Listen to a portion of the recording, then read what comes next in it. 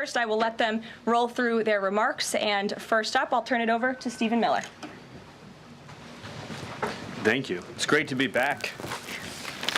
And I want to just thank you all for joining today, our one-month celebration of the most historic opening to a presidency in American history. No president comes close to what Donald Trump has achieved over just the last 30 days. He has packed 8 years of transformative action, restoring this nation, restoring our laws, restoring fairness, restoring economic opportunity, restoring national security in just 1 month. No one in this country has ever seen anything like it.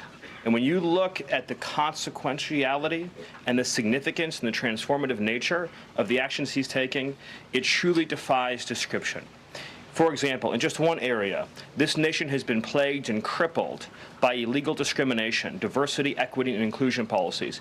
It's strangled our economy. It has undermined public safety. It has made every aspect of life more difficult, more painful, and less safe. He has ended all DEI across the federal government. He has terminated all federal workers involved in promulgating these unlawful policies. He has ended diversity, equity, and inclusion in all federal contracting. He has restored merit as the cornerstone of all federal policy, restored the full, fair, impartial enforcement of our federal civil rights laws for the first time in generations. And he has cracked down on individuals across this government and nonprofits who have engaged in illegal racial discrimination against the American people. This includes making clear to every educational institution in this country that ending diversity, equity, and inclusion, ending unlawful race discrimination is a precondition of receiving federal funds. He has also saved women's sports by ending the participation of men in women's sports. He has ended radical gender ideology across the entire federal government, and he's pressured the private sector to also end and combat radical gender ideology. He's reestablished the scientific and biological truth that there are only two sexes in this country, male and female, that those are biologically based determinations. They are not based and can never be based on gender identity. That includes rooting out of the Department of Defense all DEI policies, all critical race theory, all gender madness, and once again having a military that is focused solely and exclusively on readiness, preparedness, and lethality. As I'm sure Kevin will talk about more, of course, he has undertaken a historic cost-cutting effort across the federal government, launching the first ever Department of Government Efficiency, uncovering corruption on a scale that we never thought imaginable, terminating every single federal worker that we have found to be engaged in the corruption and theft and the waste of taxpayer dollars, and already saving $50 billion in a single year, which over a 10-year period would be $500 billion. Just think about how vast and enormous that sum is. Of course, as you all know, he has renamed the Gulf of Mexico to its correct and proper name, the Gulf of America. He has renamed Mount Denali into Mount McKinley, part of a historic effort to restore patriotism and national pride all across this land. He has ended the weaponization of the federal government, restored the Department of Justice to its true mission of combating threats to this nation and keeping the American people safe. He has ended all federal censorship of free speech. This has been one of the greatest crises that has plagued this nation. Years and years and years of the federal government violating the First Amendment to take away Americans' right of free speech. President Trump has ended that, and he has demanded that all federal workers, all law enforcement, cease any effort to intimidate the rights of Americans or to police their speech. Restored the death penalty at the Department of Justice, including for illegal aliens who commit murder, including for those who murder cops, and including for all of those who threaten Americans with heinous acts of violence. The death penalty is back. Law and order is back. The streets are being made safe once again. On the public health front, he has launched the nation's first ever commission, the MAHA Commission, Make America Healthy Again, following the historic confirmation of RFK Jr., to finally uncover the true root causes of the public health crisis in this country, the childhood disease epidemic in this country, the spiraling rates of pediatric cancer, and devastating childhood sickness. He has finally created a situation where the federal health agencies in this country will be focused on preventing disease, on keeping children from getting sick in the first place, not sending them to a lifetime in and out of hospitals, suffering needlessly, when we can find ways to prevent this epidemic of illness. Then, of course, on Homeland Security. Today, it is officially the law of the land, at the conclusion of the congressional notification process, that 6 Mexican cartels and 2 transnational gangs, Tren de Aragua, or TDA, and MS-13, so 8 organizations in total, are now formally designated as foreign terrorist organizations, which means that every single member of those organizations who operates on U.S. soil is now, as a legal matter, a terrorist, and they will be treated as terrorists. This is a sea change in U.S. policy, and this means the Department of Justice and the Department of Homeland Security, along with the rest of U.S. law enforcement and the Department of Defense, are now operating in a legal reality where these cartels are recognized as terrorists. And there will be a whole of government effort to remove these terrorists from our soil and to degrade their ability to threaten or undermine any American security or sovereignty interests. Border crossings, since the day he took office, are down 95%. I think it's almost impossible to even describe the scale and scope of that achievement. President Trump, within days of taking office, cut border crossings 95%. And those few who have dared to cross are being either prosecuted or deported. They're either facing significant jail time for trafficking, smuggling, harboring, aiding, impeding, or they're being immediately removed from our soil. Either way, at the end of the process, they are going home. He's re-implemented Remain in Mexico, and he has obtained historic cooperation from foreign countries all around the world in accepting their deportees back.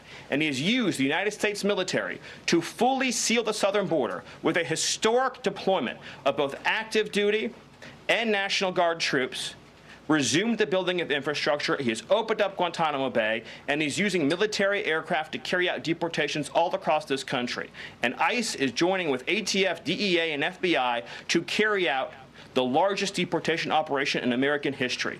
The criminals are going home. The border is sealed shut. America is safe, sovereign, proud, and free. We are a nation that everyone in the world understands all across this planet. You do not come here illegally. You will not get in. You will go to jail. You will go home. You will not succeed. This is the biggest and most successful change in any area of law enforcement that this nation has ever seen, and he did it in under 1 month. Thank you. Thank you. Yes.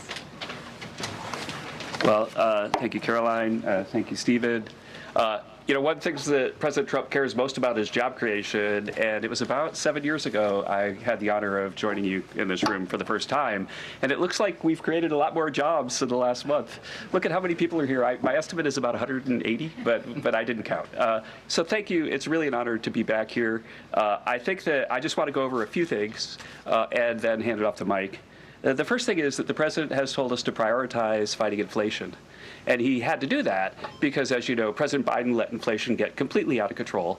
And he did it with policies that made no sense. They made no sense. You know, a lot of times people say to us, our friends the journalists, you know, why are you doing that? But you know, I like to think, why did they do that? Why did they spend so much money? And then why did the Fed print so much money so that we had inflation as high as we've ever seen since Jimmy Carter? So why did they do that? So we're addressing inflation. We didn't have to address it in the first term because it was always in the ones, almost always. But we're going to get it back there. And how are we doing it? Well, we're doing it with a plan that President Trump and I and others have talked about in the Oval that involves like every level of fighting inflation. First, the macroeconomic level. We're cutting spending. We're cutting spending in negotiations with people on the Hill. We're cutting spending with the advice of our IT consultant, Elon Musk. And then we're also looking into supply side things, like restoring Trump's tax cuts, maybe even expensing new factories so that there's an explosion of supply. If you have an explosion of supply and a reduction in government demand, then inflation goes way down. And then one of the things that you will want to say is, well, when are you going to see it? Well, the first thing that you'll see when the markets believe that we're going to get inflation under control is that the 10-year Treasury rate goes down, because that's how they think about future expected inflation. And so we're still going to see some memory of Biden's inflation. It's not going to go away in a month. But the 10-year Treasury before the last consumer price index had dropped about 40 basis points. 40 basis points because markets were optimistic about our ability to fight inflation. 40 basis points is kind of not a fun thing to say. Economists talk that way. I apologize. But the way to think about it is, for a typical mortgage, if that affects the mortgage rate, then it's going to save a typical family buying a house about $1,000 a year. And that's just in our first month. Okay. The second thing we've done is we've had a lot of trade talks. In fact, I was just meeting a minister from Mexico with Howard Lutnick just a couple of hours ago. And we're talking about reciprocal trade, and we're also talking about the fentanyl crisis. And so reciprocal trade is about our government treating other governments the way they treat us. We want trade to be fair. It turns out that Americans have been disadvantaged by foreign governments over and over, and President Trump wants it to stop. And the fact that struck me as most noticeable when I started to look at what President Trump was asking us to do is that last year we have data, U.S. companies paid $370 billion in taxes to foreign governments. $370 billion. Last year, foreign multinationals paid us $57 billion in taxes. We have 1/4 of world GDP. They have 3/4 of world GDP, and we're paying 370, they're paying 57. This is not reciprocal. We're going to try, or we're going to, fix it. The other thing that we've done is we've had an all-of-the-above energy approach that's led by Doug Burgum and Chris and a really large team, EPA. And we've already made so many actions that are going to affect the price of energy and lower inflation. We've opened up 625 million acres to energy exploration. We've cut 50 years of red tape that makes it so you can't have permits. And we've even made it so that when you go home, if you get a new one, then you can take a shower or flush a toilet or read under a light bulb. We're doing that too. So finally, let's just think about like the facts that we can see right now that we think are awesome. So guess what? Small business optimism has gone up by the most ever since President Trump came in. ISM, which is the measure of what's going on in manufacturing, it's expanding again for the first time in years. CEO confidence is the highest it's been in years. And the reason people are thinking this is that our policies give people cause for optimism. And then I want to reiterate what Stephen Miller said, because it's so important, and it's so important for financial markets to start to digest this, that if, say, the Treasury Secretary or any cabinet secretary with Elon Musk is able to find some savings, say $100 billion, well, in CBO land, that's actually like about 10 times that, or maybe 12 times that, over a 10-year window. And so when you're thinking about the negotiations right now over reconciliation and thinking about, well, 4 trillion, 5 trillion, well, those numbers in terms of the savings are going to end up being small because of all the waste that we're finding. And so we're incredibly optimistic about the future of inflation and the future of our economy, and we're optimistic because we're making so much progress so far, and we already see it in market prices. And with that, I'll hand it off to Mike. All right. Thanks, Gil. Well, good afternoon. What a month, and what a sea change in our foreign policy. In addition to what we're doing on the border and restoring American sovereignty, in addition to what we're doing in our economy and the job creation and the inflation reduction, we are bringing the world back to where it was at the end of President Trump's first term, which is a world of peace, prosperity, and looking forward and getting us out of the chaos that we've just seen over the last 4 years. So over the last month, just to name a few, I had the honor of sitting in the Oval Office as President Trump spoke with President Putin, and then immediately spoke with President Zelensky, and both of them said only President Trump could bring both sides to the table, and only President Trump could stop the horrific fighting that has been going on now for the better part of 4 years, and that only President Trump could drive the world back to peace. Both of those leaders said that in back-to-back calls. And of course, we just had our historic talks mediated by our good friends and partners, Saudi Arabia. We give great thanks to Crown Prince Mohammed bin Salman for hosting, and sat down for the first time in years with the Russians and talked about a path forward with peace. On top of that, and one of the things that led to that was the tremendous confidence building measure that we had with the release of Mark Fogel. I'll remind everyone, the last time that we had an American released from the Russians, either we gave up a deadly spy, pressured our allies to give up a lethal killer, or we released, under the Biden administration, the world's most notorious arms dealer, Victor Bout, who, by the way, had one of his main clients for arms, the cartels in Mexico and Central America. We gave up none of that. This was released as a confidence-building measure, working with our great Middle East envoy, Steve Witkoff, and our Secretary of State as a first step towards opening these talks and then moving forward towards peace. On top of that, we've secured, just in a month, the return of 12 American hostages from Russia, from Bulgaria, from Venezuela, the Taliban, and Hamas. Excuse me, that's from Belarus, not Bulgaria. We also had, for the first time in quite some time, we took out a senior leader of ISIS, an international financier and recruiter that the military had been trying to take out for quite some time, and wasn't able to do so, frankly, because of a bureaucratic approval process. President Trump said, take him out, and that ISIS financier and leader is no longer on this earth. We've also taken action to eliminate other terrorist organizations in the Middle East. We drove, before the president was even in office, he started talking consequences for people that would hold Americans. Heretofore, there's been nothing but upside. You take an American, you get some better deal. You take another one, maybe you get a better deal. No more. There's now nothing but downside for taking Americans illegally, either as hostages or illegal detainees. And when President Trump sent a very clear message across the Middle East, but particularly to Hamas, that there would be all hell to pay, we suddenly saw a breakthrough. And now we just saw the release of yet another group of hostages. There have been dozens now, including 2 Americans that we've seen once again reunited with their families. As part of the talks with King Abdullah, he offered, and I think the entire world is graciously accepted, to take 2,000 sick children, cancer patients, and others out of Gaza as a humanitarian gesture.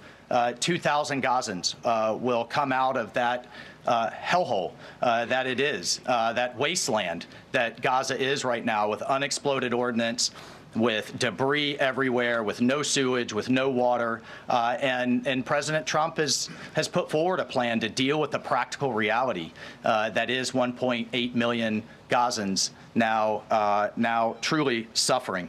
And then, just to bring it back to our own hemisphere, we've seen literally in the last month, after years of national security experts, the generals in charge, and others testifying and ringing the alarm bells about the Chinese Communist Party's presence in our own hemisphere, particularly in the Panama Canal. We're seeing the leadership of Panama step away from the Belt and Road program, move away from China and back towards the United States, and even enter into talks and other negotiations about addressing the ports on either side of the canal. And then finally, last but not least, we've had 4 world leaders in the White House, in the Oval Office. We've had the Prime Minister of Japan, the Prime Minister of India, the King of Jordan, and of course the Prime Minister of Israel, just in the last 4 weeks. And next week, we'll have the Prime Minister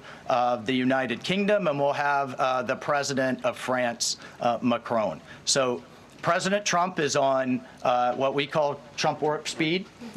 We are all honored to be really serving under his leadership and his vision.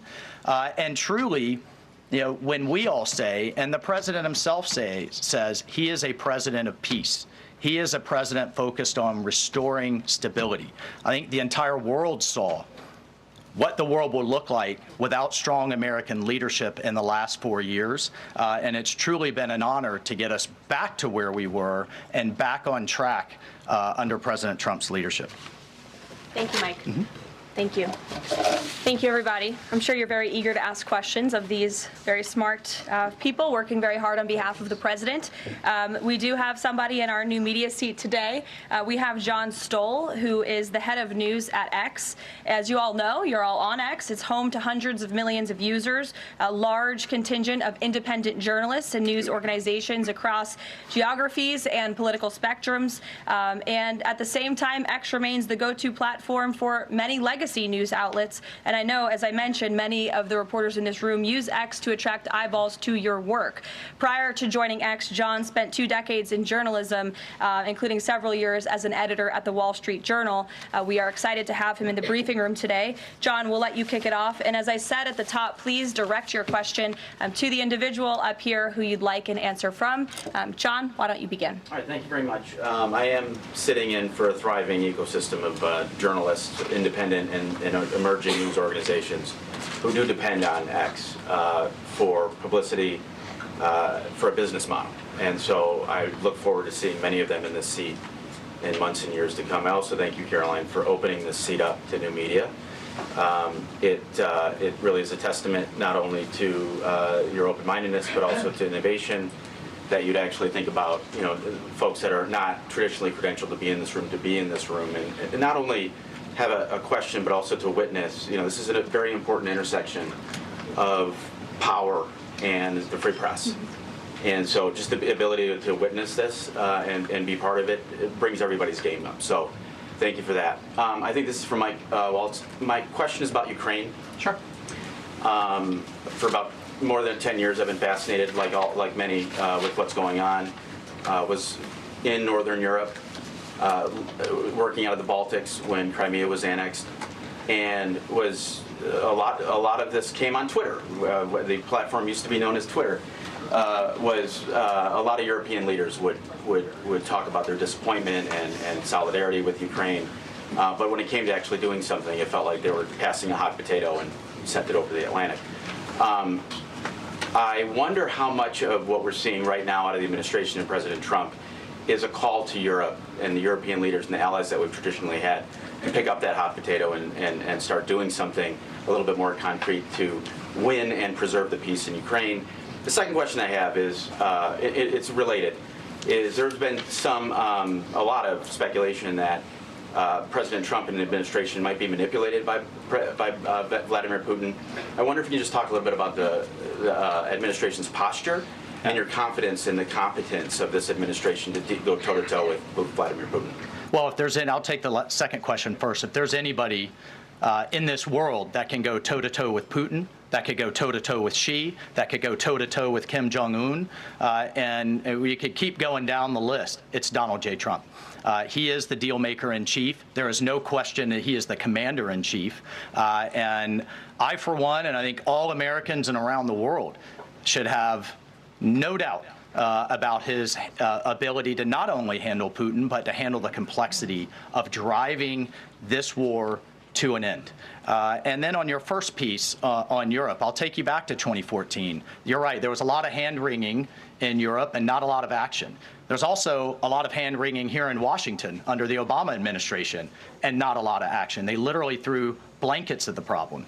And so I'll remind everyone that Putin had some type of conflict, invasion, or issue with their neighbor under President Bush with Georgia, under President Obama with Ukraine 2014, not under President Trump 45, and again with President Biden in 2022. The war should have been deterred. The war should have never happened, and I have no doubt it would not have happened under President Trump and will stop under President Trump again. But I just want to push back on this notion of our European allies not being consulted as we've entered into this process. I already mentioned the immediate phone call President Trump made to President Zelensky. He has talked to President Macron of France repeatedly last week. President Macron convened European leaders and then is coming here on Monday. Prime Minister Starmer is coming next Thursday. I've talked to every one of my national security advisor counterparts across the spectrum in Europe. I've talked to Secretary General Rutte, the leader of NATO, the Secretary General of NATO. We have repeatedly, oh, by the way, we had half our cabinet, 7 cabinet officials, including the vice president, at the Munich Security Conference, all engaging, all listening, and all making sure our allies are heard. However, we've also made it clear for years, decades even, that it is unacceptable that the United States and the United States taxpayer continues to bear the burden, not only of the cost of the war in Ukraine, but of the defense of Europe. We fully support our NATO allies. We fully support the Article 5 commitment.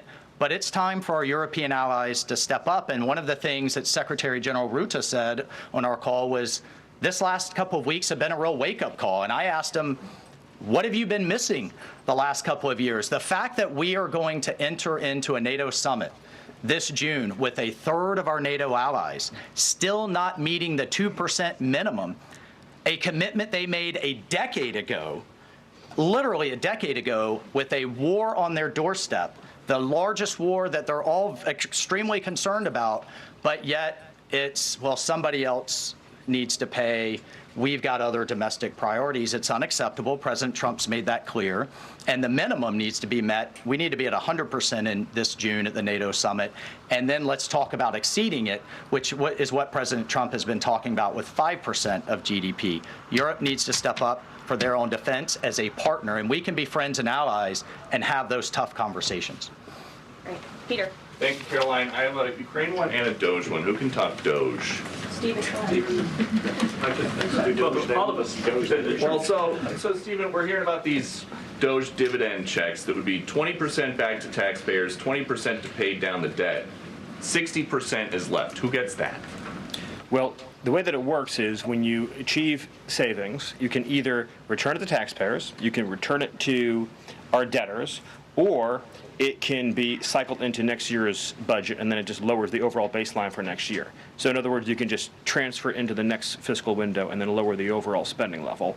And that means that you can achieve a permanent savings that way, and that reduces the deficit. And when is it that people might see those checks? Well, this is all going to be worked on through the reconciliation process with Congress that's going underway right now. As you've seen, the Senate's moving a bill, the House is moving a bill.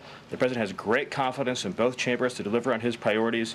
I would just take this opportunity to note that President Trump has made a historic commitment to the working class of this country to fight for a major tax relief and major price relief. And cutting spending, as Doge is doing, and cutting taxes is the key to delivering on both of those promises, and President Trump is resolutely committed to doing both. Thank you. And on Ukraine, I guess this is for Mike. Sure. After the president's post on Truth Social yesterday, need to know, who does he think is more responsible for the Russian invasion of Ukraine, Putin or Zelensky? Well, look, his goal, Peter, is to bring this war to an end, period. And there has been ongoing fighting on both sides. It is World War I style trench warfare. His frustration with President Zelensky is that you've heard is multifold. One, there needs to be a deep appreciation for what the American people, what the American taxpayer, what President Trump did in his first term, and what we've done since. So some of the rhetoric coming out of Kyiv, frankly, and insults to President Trump were unacceptable, number one. Number two, our own Secretary of Treasury personally made the trip to offer the Ukrainians what can only be described as a historic opportunity. That is for America to co-invest with Ukraine in their minerals, in their resources, to truly grow the pie. So case in point, there's a foundry that processes aluminum in Ukraine. It's been damaged. It's not at its current capacity. If that is restored, it would account for America's entire imports of aluminum for an entire year. that one foundry. There are tremendous resources there.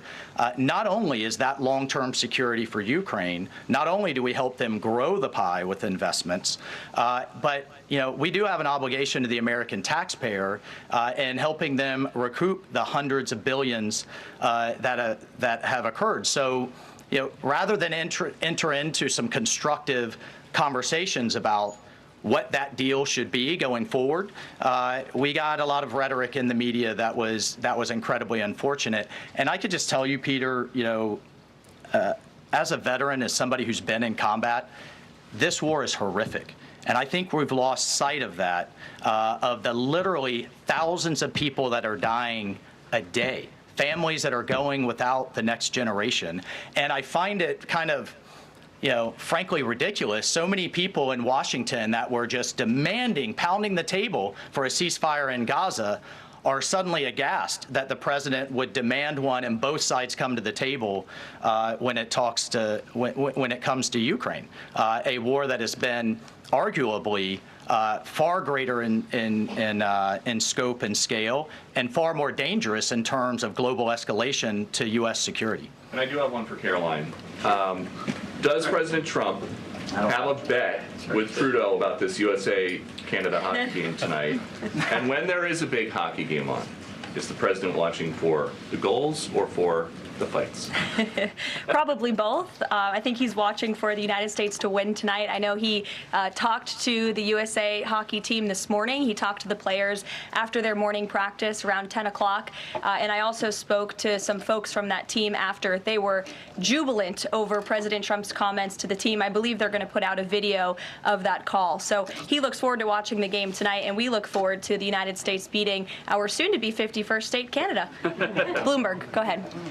My question is for Mike Waltz. Can you give us a readout of Kellogg's meeting? So we're going to take a quick break here from all of this. We've got a couple of bills to pay, but we're going to be right back at it. A lot of news being made there, like what she said.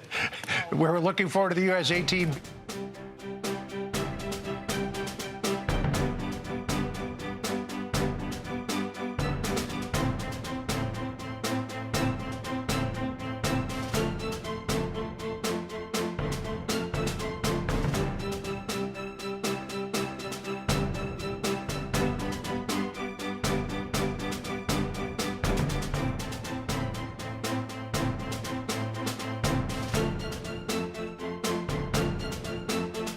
Some of our media friends. Yes, it is true that many of the people in this room for 4 years failed to cover the fact that Joe Biden was mentally incompetent and was not running the country.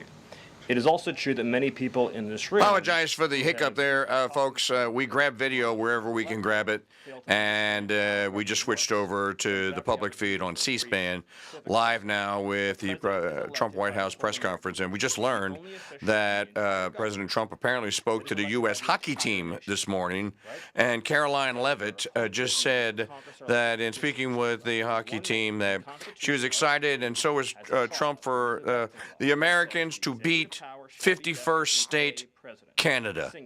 Now back live here on the Crusade Radio Network to Stephen Miller. The elected president. That president then appoints staff to then impose that democratic will onto the government. The threat to democracy, indeed the existential threat to democracy, is the unelected bureaucracy of lifetime tenured civil servants who believe they answer to no one, who believe they can do whatever they want without consequence, who believe they can set their own agenda no matter what Americans vote for. So Americans vote for radical FBI reform, and FBI agents say they don't want to change. Or Americans vote for radical reform on our energy policies, but EPA bureaucrats say they don't want to change. Or Americans vote to end DEI, racist DEI policies, and lawyers at the Department of Justice say they don't want to change.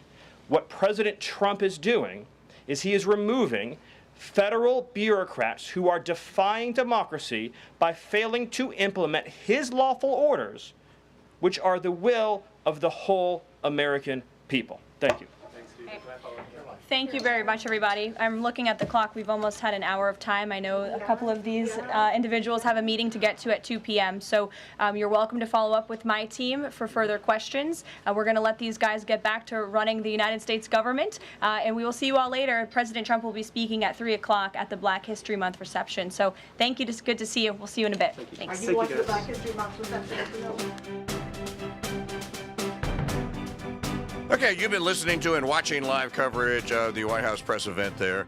1 month from today, or 1 month ago today, was the beginning of the Trump administration here. Hard to believe. I'm looking to see, do we have an update? Is Kash Patel, has the vote happened yet?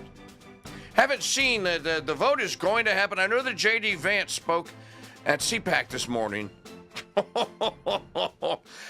Folks, we will have wall-to-wall coverage of Vance's speech tomorrow morning on the Mike Church Show, and of course much more.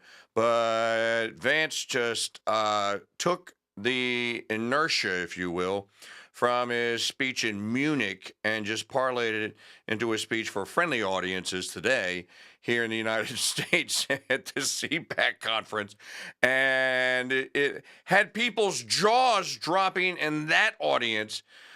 He even quoted from the from the Gospel of St. Matthew and made a point about something that I'm just going to say before tomorrow, but an incredible day and an incredible speech at CPAC for J.D. Vance. We're still waiting. We have no news for you on the confirmation vote for Kash Patel. I do know that they were debating it earlier. Also, just a quick news item update.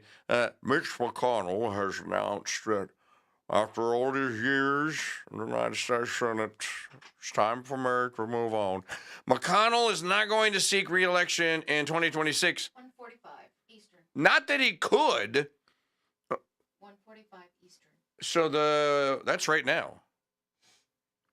Is the Kash Patel vote? See if it's on C-SPAN too, because we may be able to drop the eavesdrop on this. There it is, right there. U.S. Senate. Eavesdrop on the Kash Patel vote. Let's see. Mr. Haggerty. History in the making here. Ms. Hassan. It is the Patel vote. You're hearing it live on the Crusade Radio Network. Mr. Hawley. Mr. Heinrich. Mr. Hickenlooper. Ms. Hirono.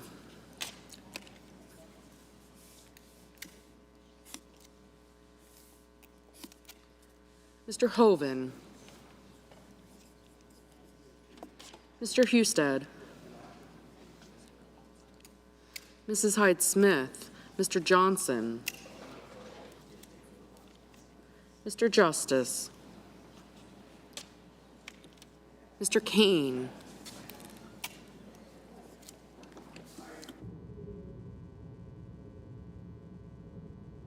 Looks like they just muted the Senate mic. Mr. Kelly. Mr. Kennedy.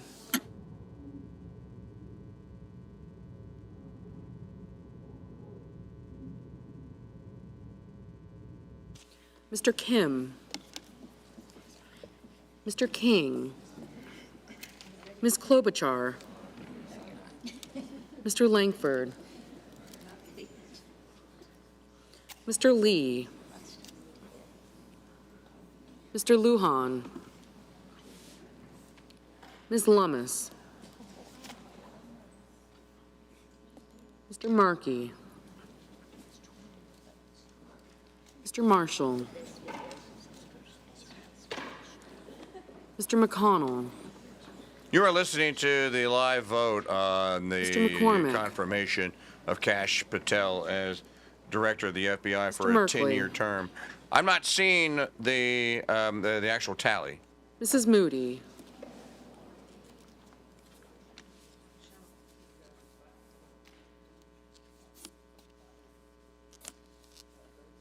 Mr. Moran. Mr. Moreno. Aye. Mr. Mullen. Ms. Murkowski. Mr. Murphy.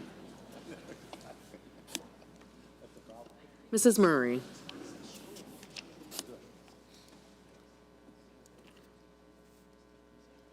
Mr. Ossoff. Mr. Padilla. By the way, we can confirm, Mr. Paul. because we're looking at the Senate picture, and so are you.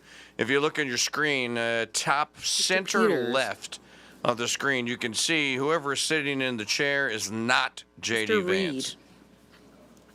So I would assume then that Mr. John Ricketts. Thune must believe that he doesn't need the tie-breaking vote. I thought I Mr. heard Risch. Lisa Murkowski just say nay. Don't quote me on that. Ms. Rosen. Mr. Rounds. I know this sounds incredibly boring just to just sit here and listen to Sanders. the senators vote, but they're actually voting right now on the nomination of Kash Patel. If Patel is confirmed today, Schatz. that will make 19 confirmations, major Senate confirmations, Schiff. in the first month of the Trump White House. A feat that's almost Schmidt. in the modern era. The only thing you could compare it to is George W. Bush in 2001. So nearing the end of this, or at the S's right now. Mike Church here with you. Hey, I want to thank all of you that subscribed to the Crusade Radio Network channel today, because it threw us over the Scott of top Florida. today and got us up and over Mr. the Scott of hump South Carolina. of 2,000 subscribers. So Mrs. Shaheen. thank you. Mr. Sheehy. Ms. Slotkin. So the way they do this is whoever is in Smith. the chair, the clerk is counting, is basically Mr. calling the Sullivan. roll. And she's got a little clicker there, Mr. and she's clicking it Thune. right in front of you. So we're on the T's now.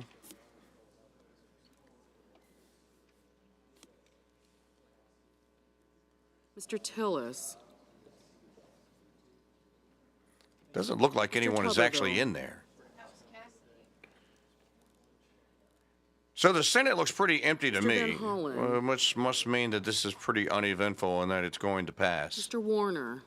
Okay, at the W's now. Who's that? Yeah, I see Mr. Bernie Warnock. Sanders. Sir.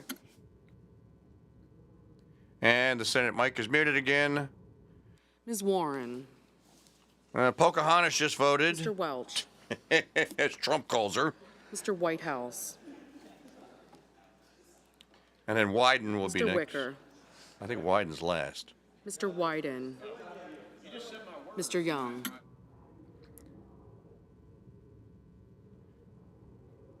Again, we're waiting for the actual vote tally here. Kash Patel confirmation vote. Senators voting in the affirmative. Banks, Barrasso, Blackburn, Britt, Budd, Cassidy, Cotton, Ernst, Grassley, Haggerty, Hawley, Hyde-Smith, Kennedy, Moreno, Paul, Schmidt, Scott of Florida, Tillis, and Young. Senators voting in the negative.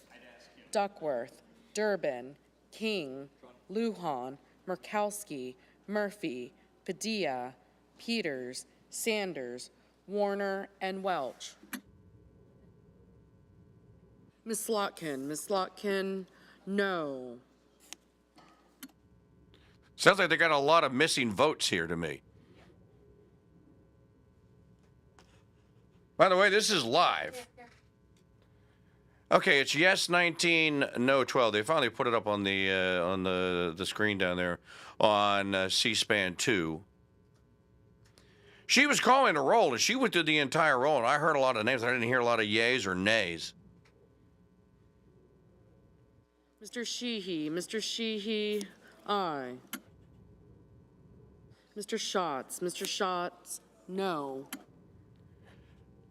So you can see this now.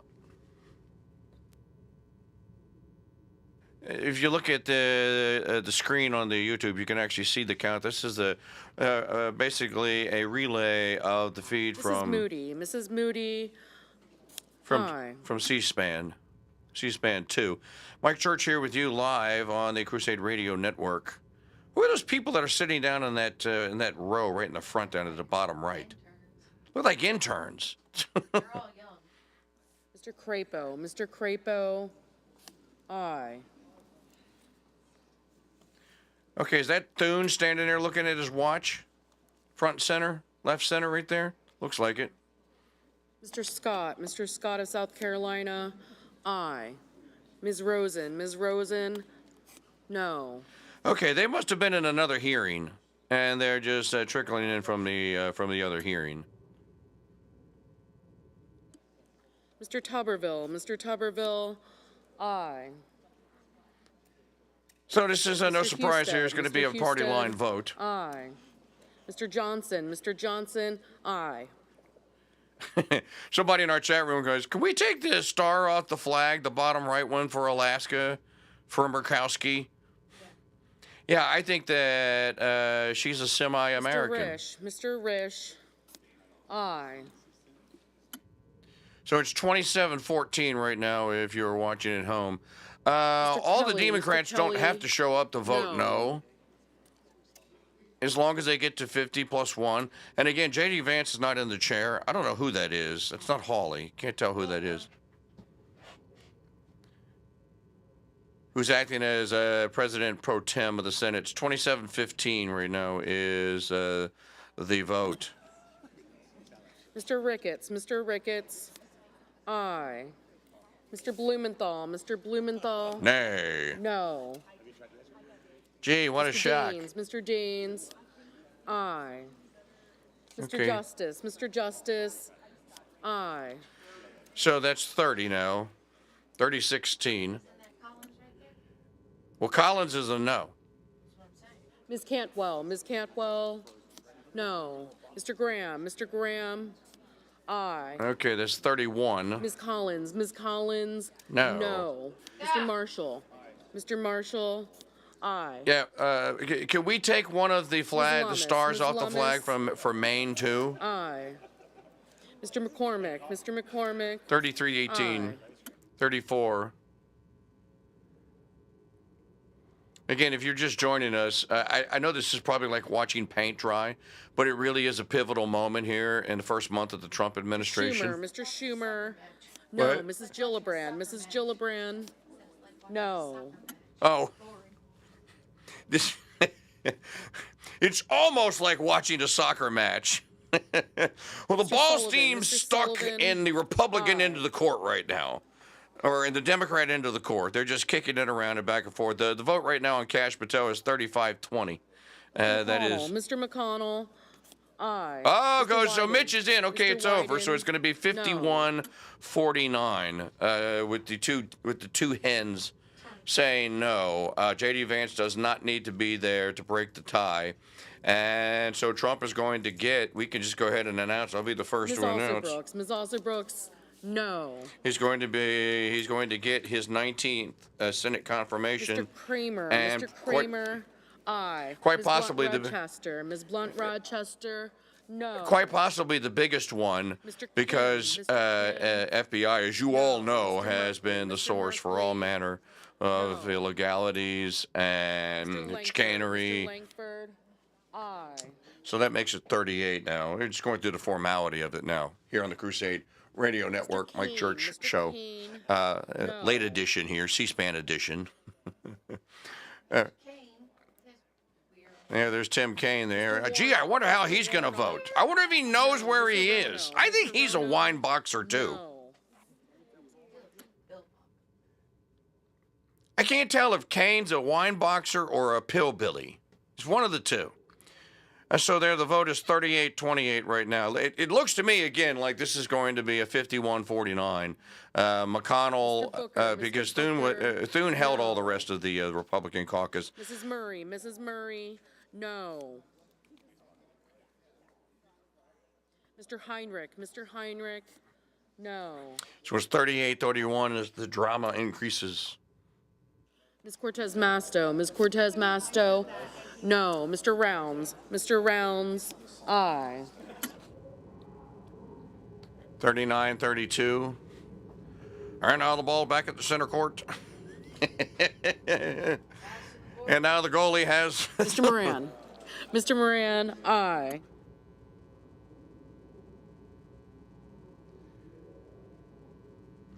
Yeah, I agree that that Tim Kaine is. Mr. Reed. There's no doubt. Mr. Reed, no. There's no doubt that Kaine made the Crossroads deal. No doubt in my mind.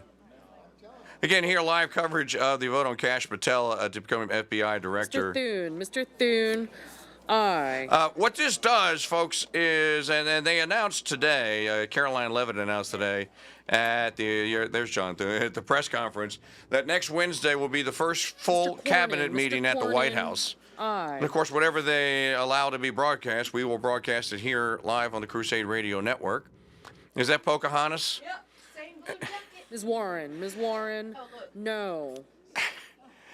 Is she standing there in front of the dais with her thumb pointing down? If you're listening to this on radio, you can't possibly imagine this. And who just walked up there? Was that Tom Cotton that just walked up? Like, what are you doing? She's standing there in front of the clerk that's calling the roll with her thumb down, shaking it like this. Here, come to me for a second. This is what Elizabeth Warren is saying. She's standing there going, Ms. Smith, no. I wish the clerk would have gone, we got it the first time, Pocahontas. I'm sorry, Pocahontas.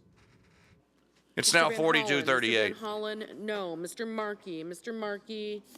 Edmund Markey. Well, there's cargo in the cargo hold. It's 42-40. Right now, the Democrats are in a little wigwam circle there. I'm not going to tell you what they're doing, but you guys know what they're doing, and they're counting the fortune that they don't have.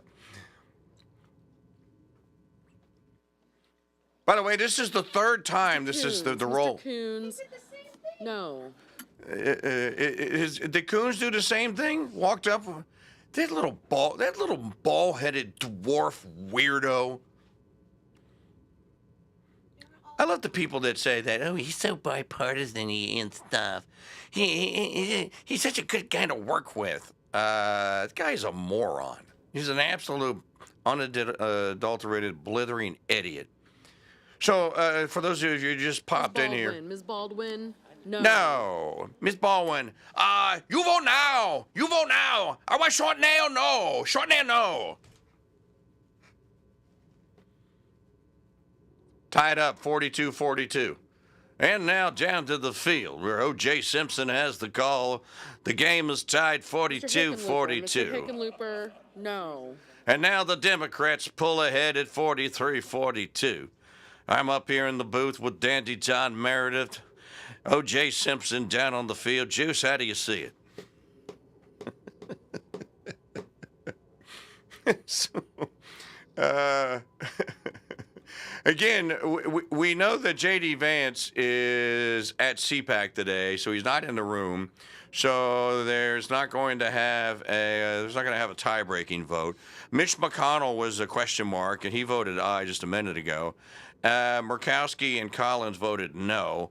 The two Republicans, they could spare those two votes and still get 51 without J.D. having to come in and break the tie, as he did on who did he break? He broke the tie on Pete Hegseth, didn't he? Broke the tie on Hegseth, who, by the way, is an outstanding Secretary of Defense. I mean, the men love him. He goes out and he works out with the troops. He speaks his mind. He pretty much says what you and I, non-interventionists, would want him to say. As a matter of fact, the Trump administration is pretty much saying what me, as a non-interventionist, no. 44-42. Democrats are yucking it up. They have a rubber ball with Kash Patel painted on it, and they're spiking it in their little end zone there. Elizabeth Warren's jumping on it. Chuck Schumer just kicked it down the hall. I hope Thune got the message out that his peeps need to get in there and vote. Usually they have a clock running on these things to show you. No, Schaefer, I don't think, just looking at what you guys are putting in the chat room, you can also chat with us on YouTube. You know, we cover these things live on YouTube. It's kind of like just a hangout party.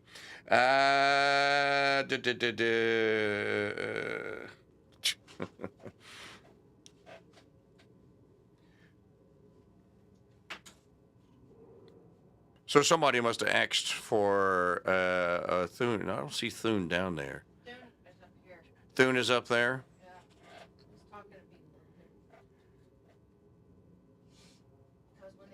Mr. Bozeman, Mr. Bozeman. Aye. He should walk up and give like 5 thumbs up and go, "Eh." You know, like the waiter kid in the movie Office Space when he bust Ron Livingston and Jennifer Aniston talking in the parking lot. He walks in and goes, "Eh." That's what the next Republican that votes yay. I didn't see Tom Cotton, who's 6'5". You can't miss him. Ms. Klobuchar, Ms. Klobuchar. No. Mr. Hoven, Mr. Hoven. Aye. 44-45. Good guys are trailing by a point, by a basket.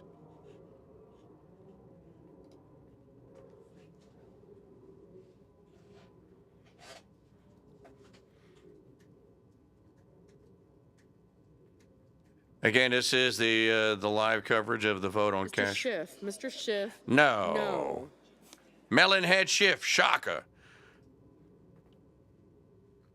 Well, the Democrats only have 3 more that they can get to vote, so they're going to lose. Again, I'm just wondering, who are the missing 7 Republicans? You get, folks, if you're listening to this, when you hear this kind of this muffled sound, that just means that the person in the chair has muted the mic. She's talking to somebody and they don't want it broadcast. I can't tell. We need to get a 50-inch TV over here. Is that her? Okay, that's her up there.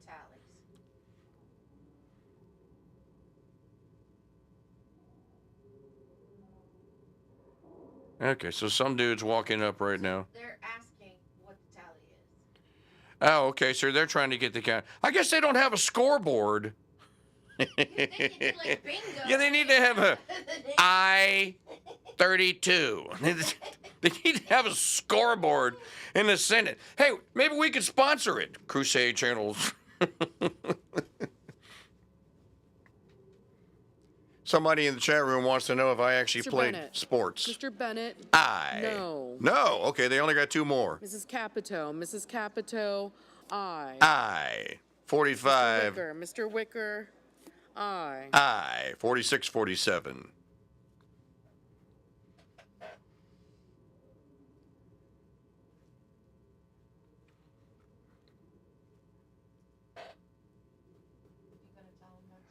Yeah, well, I was asked a question if I actually played a sport as... Mrs. Fisher. Aye. Aye. Tie ball game. Kaiser, I'm not a 350-pound radio host oaf like you see most people. I played sports my entire life. I played track and field. I kicked on the football team. I played on the intramural softball league. I played golf my entire life, pretty much. Played flag football for a couple of years at UNO. Yes, I played sports.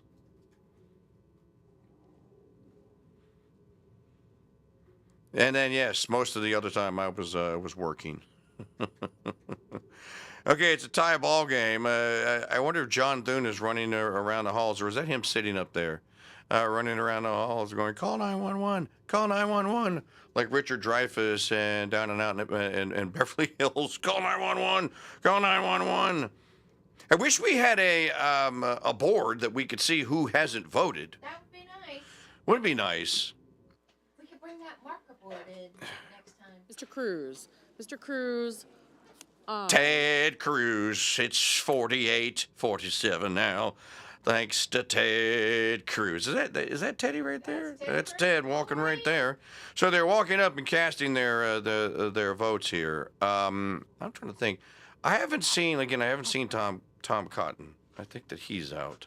So the Patel needs 3 more ayes. Again, the fact that J.D. Vance is not in the chair either means there's two more Republican defections, or if someone is not voting, you get an NV here. That would not speak very well of Thune's leadership. I don't see that happening. I think that they must have had another hearing somewhere else. You said Cassidy voted, right? Yes, he voted yes. So you're listening to live historic coverage here, folks, on the Crusade Radio Network of the vote to confirm Kash Patel to the U.S. Senate. So the lady that's at the, she sits right, there's a ginormous table right underneath the president of the Senate's chair, where J.D. Vance will hold court or whoever is on duty that day if the guy actually can't make it. Or if Vance actually can't make it, the speaker is, or the president pro tem was trying to say something. And again, we hate to delay this watching the paint dry moment just as much as you do. Okay, someone else is walking up to the clerk's table to vote. Right now it's 48-47, if you're watching at home. Is there, what are they talking about? A baseball cap. A baseball cap? She's holding a baseball cap and the two dudes are talking about it and laughing. Yeah, this all began earlier today when we covered live the press conference from the White House. Mr. Mullen, aye. Aye, that's 49. Okay, that's John. That's Henry Wayne Mullen. What's his name? It's not Henry. Michael Wayne Mullen. Michael Wayne Mullen's an aye. That's 49. Mr. Lee, aye. Mike Lee makes it 50. Okay, you need one more. So if J.D. Vance was in the chair, then you know J.D. would be the tiebreaker.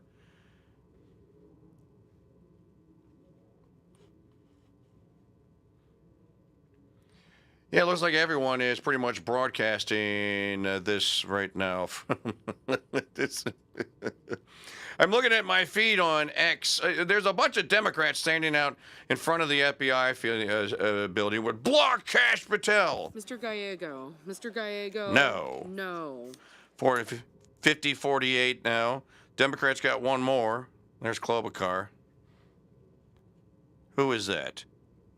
Whoever it is. You're one short. Now, if there's a Democrat that doesn't vote, then it'll pass 50-49, 50-48.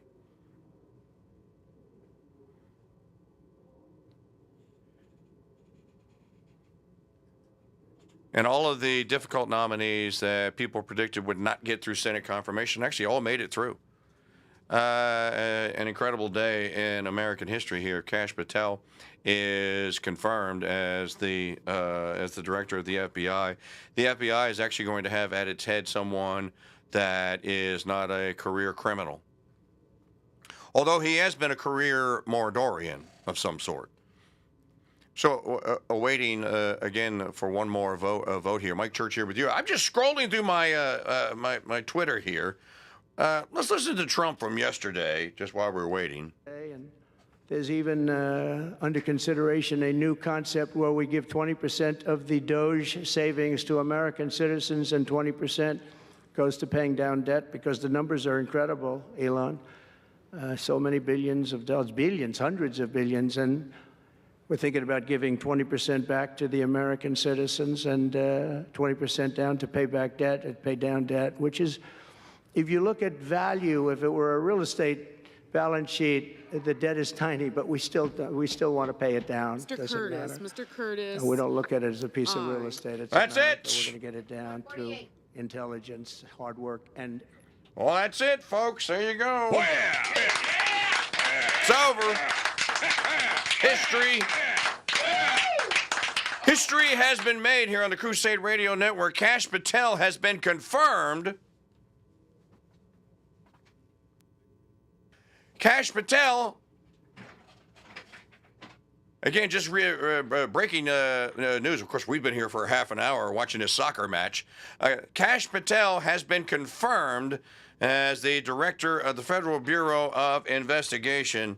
A monumental moment here today. So that means in the first 30 days of his administration, President Trump has successfully gotten confirmed through the United States Senate 19 major cabinet appointees. I stated this earlier that there's going to be a cabinet meeting next Wednesday. The first official cabinet meeting in the White House will happen next Wednesday at 9 a.m. Eastern. We'll cover it here on the Crusade Radio Network. Obviously, if they let the cameras in. I would imagine, though, at the first meeting, though, that he probably does that closed door. Again, heads are going to roll with the FBI. As a matter of fact, I can't wait to see who gets whacked first. I can't wait to see whose security clearance is whacked first. And I wonder right now, as it sinks in, that this plan that was hatched in 2021 after the great election controversy of 2020, shall we call it? 010621. How about that? Mr. White House, no. Okay, so that's the last Democrat. So it's 51-49, and now she will now read the tally, and then we can. She's counting them up again to make sure she got it right. Actually, she's going to hand that to the president of the Senate. The yeas are 51. The nays are 49. The confirmation is confirmed. Under the previous order, the motion to reconsider is considered made and laid upon the table, and the president will be immediately notified of the Senate's actions. Okay, so there you have it, folks. And you were all a part of this history that was made here. You know what? While I have you guys on here, I'm just going to play you, Maggie, if you could, I'm just going to play you this clip from Vance at CPAC today. This is, again, every day brings a great news surprise. 1 or 2 days have brought bad surprises. The IVF executive order. Terrible, terrible, terrible. But today, J.D. Vance appearing at CPAC. I want all of you to hear this. I think this is the one that you were. What? My message to young men is don't allow this broken culture to send you a message that you're a bad person because you're a man, because you like to tell a joke, because you like to have a beer with your friends, or because you're competitive. It's